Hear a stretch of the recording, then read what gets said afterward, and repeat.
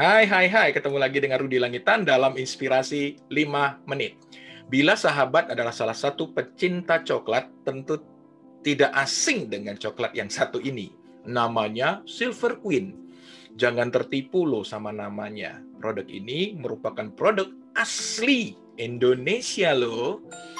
Coklat yang selalu kita jumpai di konter-konter depan toko retail terkemuka Indonesia. Ya, ketahuan nih bahwa saya adalah penggemar cemilan. Bahkan 10 dan 11. Pantesan terlihat dari pipinya yang seksi tentunya. Coklat ini punya cita rasa yang sangat Indonesia. Manis dan ngangenin. Maksudnya apaan sih? Maksudnya ngangenin terhadap isian coklat yang legit seperti mede dan almond. Coklat ini merupakan coklat yang sangat legend, sumpah.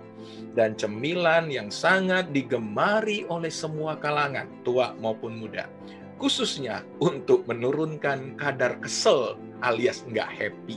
Atau mau mencairkan perasaan pacar atau pasangan yang lagi bete. Emang bisa. Sahabat, tahukah di balik manisnya coklat ini ternyata terdapat kisah manis dari pendirinya yang bernama Ming Che Chuang.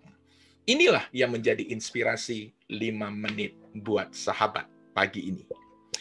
Silver Queen sendiri diciptakan oleh seorang Indonesia loh, keturunan Tionghoa bernama Ming Che Chuang yang berasal dari Myanmar. Pada awalnya, ia membeli perusahaan coklat NV Ceres milik seorang Belanda yang berada di Garut.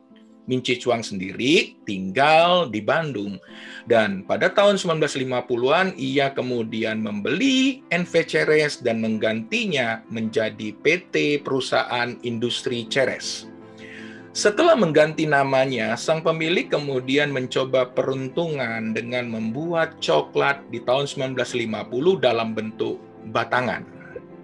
Meski awalnya ia ragu, dikarenakan iklim panas di Indonesia yang dapat membuat coklat mudah meleleh atau tidak bertahan lama dalam bentuk batangan. Tetapi Ming Che Chuang tidak habis akal. Ia mulai mencoba mencampurkan dengan kacang mede yang membuat coklat Silver Queen terlihat lebih kuat. Tidak selalu manis kisahnya Ming Che Chuang. Banyak tantangannya. Ada pahitnya juga. Baik ekonomi maupun politik di awal kemerdekaan Republik Indonesia yang membuat bisnis keturunan Tionghoa menjadi tidak mudah. Isu sentimen Tionghoa sudah ada dari dulu. Tetapi semuanya ini tidak membuat Ming Che Chuang kemudian putus asa, sakit hati, pundung, tetapi sebaliknya, hal-hal tersebut menjadi sebuah tantangan dalam membangun usahanya. Buktinya, pada tahun 1955, saat konferensi Asia Afrika di Bandung, Ming Che Chuang mendapatkan pesanan yang lumayan banyak untuk dihidangkan kepada para tamu dan undangan. Bahkan Presiden Soekarno pada saat itu tidak ingin makan coklat selain buatan Ming Che Chuang. Hal ini juga kemudian menjadikan alasan bagi Pak Chuang memindahkan perusahaannya dari Garut ke Bandung. Salah satu kesuksesan coklat Silver Queen adalah coklat ini berhasil dikenal luas hingga ke mancanegara. Bahkan di tangan generasi kedua, anak-anak Ming Che Chuang, perusahaan tersebut mendirikan perusahaan baru yang lebih besar bernama Petra Food yang kantornya terletak di Singapura. Kini berbagai merek ternama produk andalan mereka selain Silver Queen antara lain Delphi, Biskuit Rich, Biskuit Selamat, Chunky, Wafer Brico, Wafer Top, dan Mrs. Ceres. Yang menarik dari bisnis Pak Chuang dan anak-anaknya bukan saja manis kayak Silver Queen, tetapi mereka sangat manis perlakuannya kepada staf dan karyawan mereka.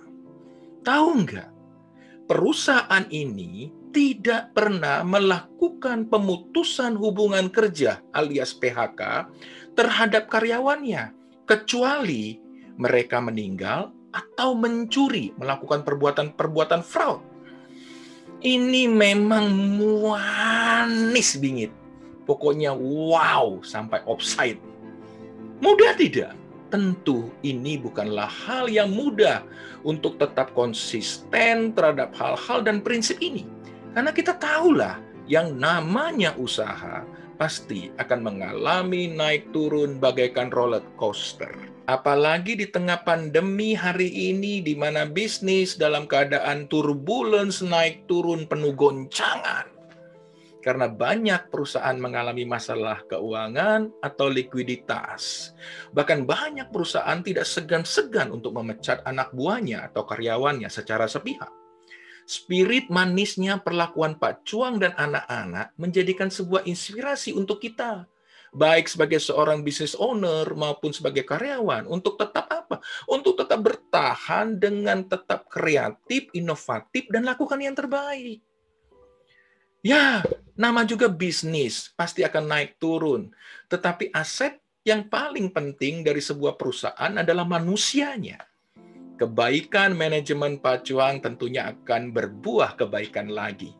Karena setiap benih jagung yang ditabur pasti akan menuai jagung juga. Demikian juga kebaikan. Salam Jos Gandos, jadilah pribadi yang top Marco top. Uhui, thank you.